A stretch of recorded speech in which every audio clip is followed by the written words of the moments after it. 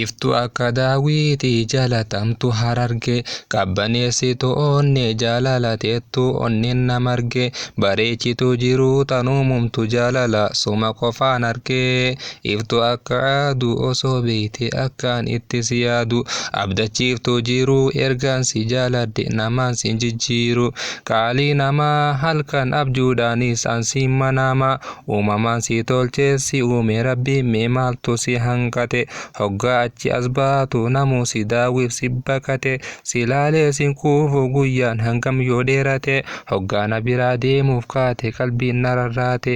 onneen jaalalaa sirraa maraatte suutumaan dhuftee qalbiin hatte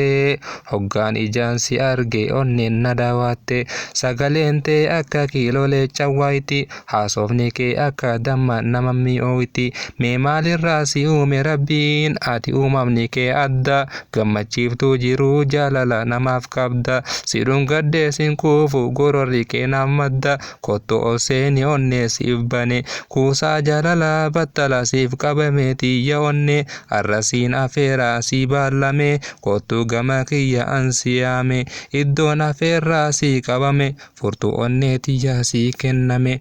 jaalaltummaan na qabde tun maaluma intaltiin an jaaladhe tun Oromoo callumaa.